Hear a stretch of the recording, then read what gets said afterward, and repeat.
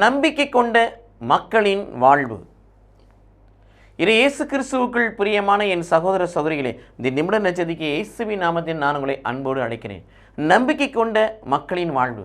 தொடக்க திருச்சபையில் ஆண்டவரிடத்தில் நம்பிக்கை கொண்ட விசுவாசம் கொண்ட மக்களுடைய வாழ்வு எப்படி இருந்தது, அப்படியாகவே நம்முடைய வாழ்வு இருக்க வேண்டும் என்று கடவுள் விரும்புகிறார். அவர்கள் ஒரே உள்ளமும் ஒரே உயிருமாய் இருந்தார்கள். வேறுபாடு இல்லை, மாறுபாடு இல்லை, பொருளாதார ஏற்றத்தாழ்வு இல்லை, கீழ்ச்சாதி மேல்ஜாதி என நிலைப்பாடு இல்லை. எல்லோரும் கிறிஸ்துவுக்குள் சக உதிரமாய் சகோதர சகோதரியாய் இருந்தார்கள். ஒவ்வொருவரும் தங்களுடைய உடைமையை தங்களதாக கருதவில்லை, எல்லாம் அவர்களுக்கு பொதுவாய் இருந்தது. இவருடைய வாழ்வு மற்ற மக்களின் நல்லெண்ணத்தை பெறக்கூடியதாக இருந்தது. எவ்வளோ ஒற்றுமையாய் ஒரே குடும்பமாய் அவர் வாழ்கிறார்கள் என்று மக்கள் பார்த்து சொல்லும் அளவுக்கு மக்களுடைய நல்லெண்ணத்தை பெறும்படியாக இவருடைய வாழ்வு அமைந்தது.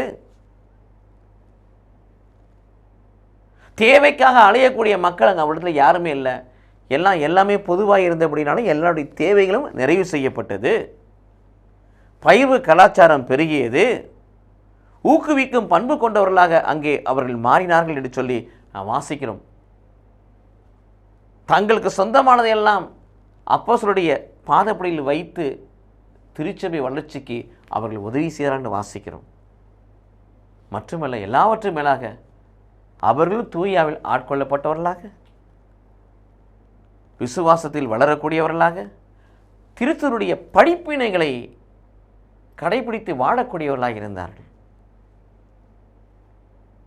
ஆகவே இந்த உலகத்தின் மக்களின் நல்லெண்ணத்தை பெற்றுக்கொண்டவர்களாக இருக்கிறார்கள். அவருடைய வாழ்வு நமக்கு இன்று ஒரு முன்மாதிரி வாழ்வாக இருக்கிறது. அதன் அடிப்படையிலே உருவாக்கப்பட்டதான் அன்பியம். இதெல்லாம் அன்பியத்தில் இருக்கணும். வெறும் ஜெபம் மட்டுமல்ல, இறைவார்த்தையை வாசிப்பு மட்டுமல்ல, அதையும் தாண்டி நாம் பலவிதமான காரியங்களை பகிர்ந்து கொள்கிறோம், உதவி செய்கிறோம், நன்மை செய்கிறோம், ஜெபிக்கிறோம். நல்லது சிறந்தது, உகந்தது, உன்னதமானது, உச்சிதமானது இல்லை என்று சொல்லவில்லை. ஆனாலும் பிள்ளைகளே, எல்லாவற்றும் மேலாக தொடக்க திருச்சபையில் ஆதிய திருச்சபையில் காணப்பட்ட இந்த வாழ்வு நமக்குள் இருக்கின்ற பொழுது அதுதான் உயிருள்ள முழுமையான அன்பியம். அந்த உயிருள்ள முழுமையான அன்பியமாய் மாற அந்த நம்பிக்கை கொண்ட மக்கள் எப்படிப்பட்ட வாழ்வு வாழ்ந்தார்களோ அப்படிப்பட்ட வாழ்வை நமதாக்கிக் கொள்வோம். கடவுள் நம்மை ஆசீர்வதிப்பாராக. ஆமென்.